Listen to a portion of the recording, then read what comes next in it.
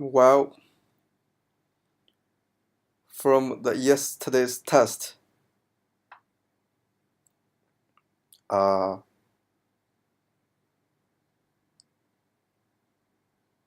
YouTube immediately auto-generated the transcript of the video I uploaded yesterday, and the result is pretty well, which is way beyond my expectation.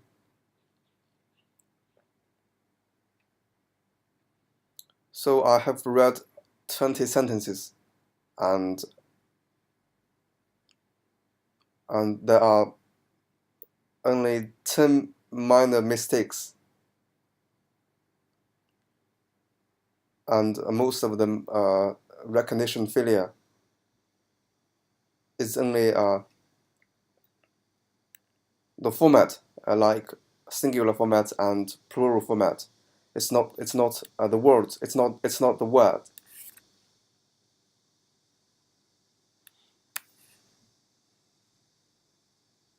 So I think this is a good way to practice my English, especially when I don't have a partner to talk to. It might not be a bad idea to speak to myself.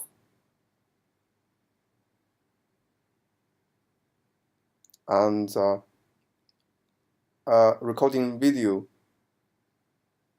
I think it's better than speaking to myself in the mirror. Because when I speak to myself in the mirror, I have to concentrate two things. The first is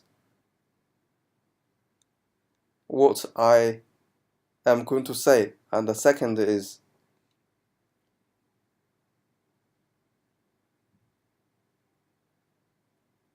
the performance when I was saying something. So I can't concentrate on what I am saying. But a video is different. I can record the video and play it back to see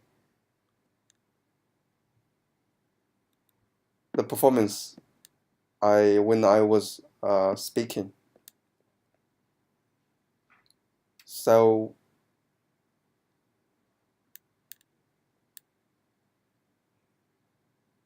yesterday I just tested the speech recognition ability of the YouTube,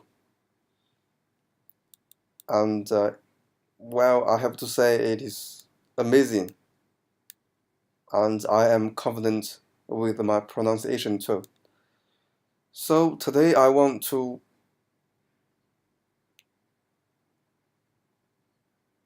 test two things. First of all,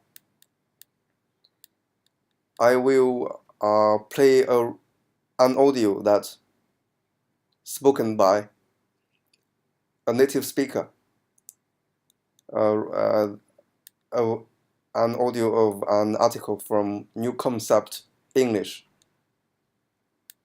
So I will see if YouTube can recognize a native speaker 100%.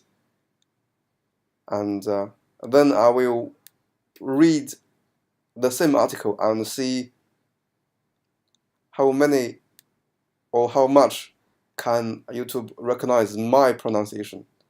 So I have two comparisons. One is YouTube with native speaker. One is my pronunciation with native speaker. So if this went on well, if this went on well, I will have a nice recognition of the native speaker, and I have a fairly good recognition of my pronunciation.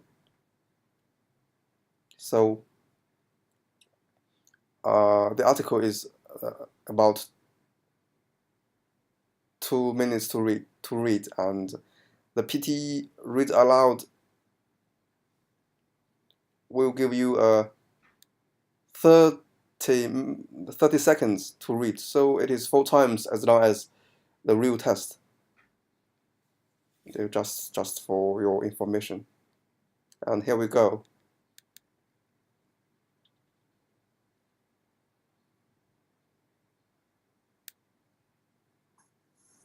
We can read of things that happened 5,000 years ago in the Near East, where people first learned to write. But there are some parts of the world where even now people cannot write. The only way that they can preserve their history is to recount it as sagas, legends handed down from one generation of storytellers to another. These legends are useful because they can tell us something about migrations of people who lived long ago. But none could write down what they did.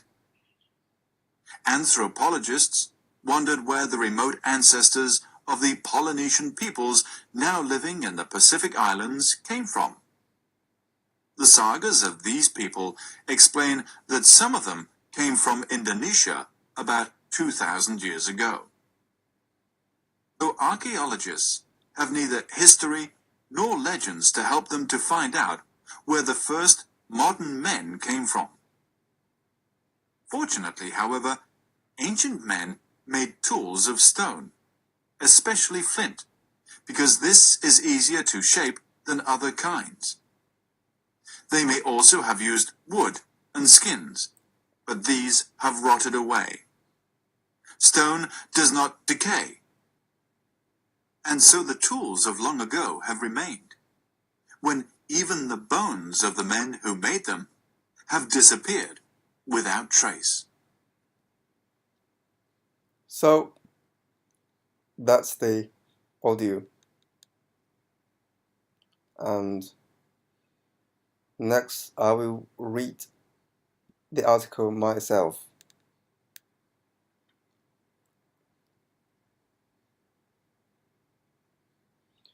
We can read of things that happened 5,000 years ago in the Near East, where people first learned to write. But there are some parts of the world where even now people cannot write. The only way that they can preserve their history is to recount it as sagas, legends handed down from one generation of storytellers to another. These legends are useful because they can tell us something about migrations of people who lived long ago, but none could write down what they did. Anthropologists wondered where the remote ancestors of the Polynesia peoples now living in the Pacific Islands came from. The sagas of these people explain that some of them came from Indonesia about 2,000 years ago, but the first people, who were like ourselves, lived so long ago that even their sagas, if they had any, are forgotten. So archaeologists have either history nor legends to help them to find out where the first modern men came from. Fortunately, however, ancient men made tools of stone, especially flint, because this is easier to shape than other kinds. They may also have used wood and skins, but these have rotted away. Stone does not decay, and so the tools of long ago have remained, when even the bones of the men who made them have disappeared without trace.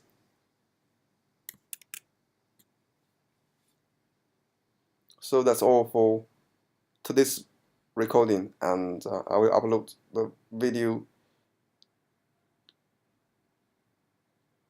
to YouTube.